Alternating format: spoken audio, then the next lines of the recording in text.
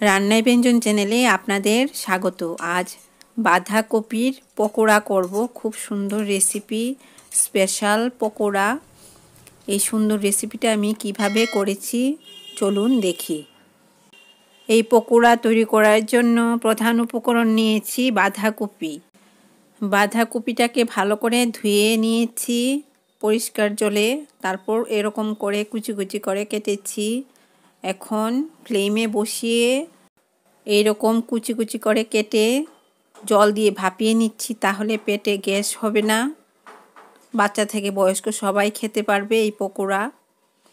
এর জন্য জলটা ফেলে দিয়েছি, ফেলে দিয়ে বেসন দিয়েছি 1 কাপ, তারপর পেঁয়াজ কুচি দিয়ে দিলাম,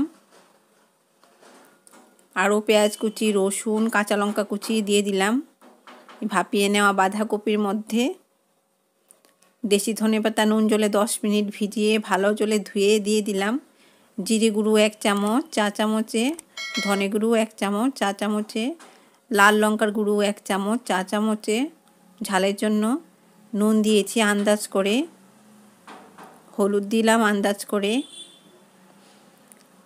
তেল গরম করেছি, সর্ষের তেল 3 টেবিল চামচ এটার মধ্যে দিয়ে দিলাম, তাহলে বড়াগুলি ভালো হবে। এখন সব উপকরণ ভালো করে মিশিয়ে নিচ্ছি। আর এরকম ভাজা করা তেলটা দিলেই বড়া খুব ভালো হয়, পকোড়া খুব ভালো হয়, টেস্টফুল হয়। এর জন্য সর্ষের তেলটা ভালো করে গরম করে এখানে দিয়ে দিলাম। এখন সব উপকরণ ভালো করে মিশিয়ে নিলাম। এভাবে করে নিতে হবে, তাহলে পেঁয়াজগুলি সুন্দর হবে, বড়াগুলি সুন্দর হবে, পকোড়াগুলি সুন্দর হবে। এর জন্য প্যান গরম করেছি, প্যানের মধ্যে সর্ষের তেল দিয়ে দিলাম। পকোড়াগুলি ফ্রাই করতে হবে, তেলটা একটু বেশি দিয়েছি। ভালো করে গরম করে হাত দিয়ে এভাবে পকোড়াগুলি দিয়ে দিচ্ছি। খুব ভালো একটা রেসিপি, আপনারা বাড়িতে ট্রাই করবেন, খুব ভালো লাগবে এই সময়, শীতের সময়। এই যে কি সুন্দর পকোড়াগুলি ফ্রাই হবে, গরম ভাতে বেশ ভালোই লাগবে। এই বাঁধাকপির পকোড়ার জন্য যা যা উপকরণ দিয়েছি সবগুলি এভাবে দিয়ে এভাবে পকোড়া করলে খুবই ভালো লাগবে।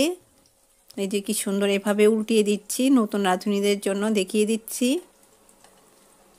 আমার ভিডিও যদি একটু হলেও ভালো লেগে থাকে প্লিজ লাইক করবেন, আর বেল আইকনটা অবশ্যই প্রেস করবেন, তাহলে নতুন রান্নার নোটিফিকেশান পেয়ে যাবেন।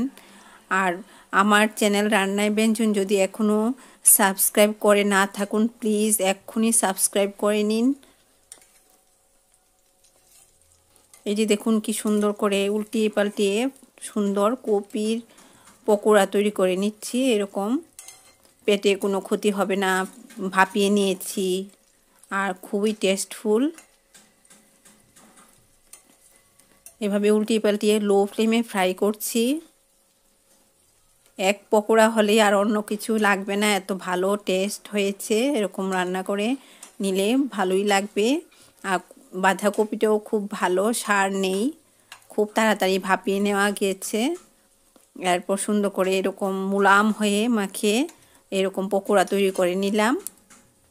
এই যে পকোড়াগুলি খুবই টেস্টি, মাঝে মধ্যে একদিন খাওয়া হলে কোনো ক্ষতি হবে না, কারণ কি তেল একটু বেশি দিয়ে ফ্রাই করতে হয়। এর জন্য একদিন খেলে কোনো ক্ষতি হবে না। এভাবে তৈরি করে নিলাম বাঁধাকপির পকোড়া। আপনারা সুস্থ থাকুন, ধন্যবাদ।